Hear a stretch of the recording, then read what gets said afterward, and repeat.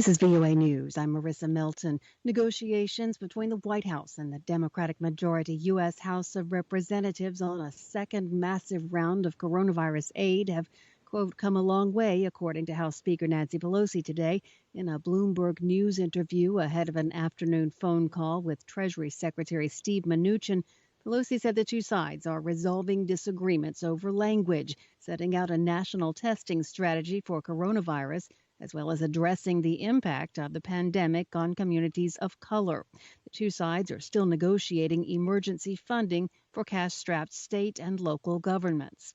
Pelosi had set Tuesday as the final day to reach a deal with the Trump administration before the presidential and congressional elections, which are just 2 weeks away on November 3rd. Senate Majority Leader Mitch McConnell committed Tuesday to bring any White House-approved legislation that results from such a deal to the Senate floor for a vote if negotiations between the White House and the Democratic-majority House of Representatives fail. The next opportunity for negotiations on aid will come during a lame duck session of Congress in November and December. The U.S. economy is showing some signs of recovery from the lockdowns instituted earlier this year to contain the spread of the virus.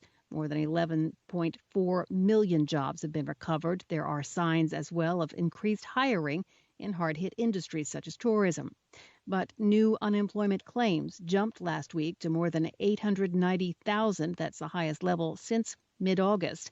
And the United States leads the world with just over 220,000 COVID-19 deaths and leading the world in infections more than 8 million. This is VOA News. Spain will this week become the first European country to report 1 million coronavirus cases since the pandemic started. Experts say the pandemic has exposed some deep flaws in Spain's government and healthcare system. Spain's current caseload has reached 988,322. It's expected to reach the 1 million mark by the weekend. Spain has also lost 34,210 lives to the virus. Some 6 million Spaniards, about 13% of the population of 47 million, are now living under some kind of restrictions to try to curb a second wave. A spacecraft from U.S. space agency NASA has completed its mission to collect material from the asteroid called Bennu. It will bring that material back to Earth so scientists can examine it for clues as to how our solar system began. The OSIRIS-REx spacecraft collected its samples Tuesday in a 4-hour process that was a first for U.S. scientists. Japan's Hayabusa 2 mission last year completed the first ever collection of subsurface materials from a solar system body other than the Earth's moon. NASA says the spacecraft OSIRIS-REx is about the size of a large passenger van, and it is now more than 321 million kilometers from Earth. It has been orbiting Bennu since 2018 and will not arrive back on Earth until 2023. Scientists are interested in the asteroid because they believe it contains material from the early solar system and may contain the molecular precursors to life and Earth's oceans.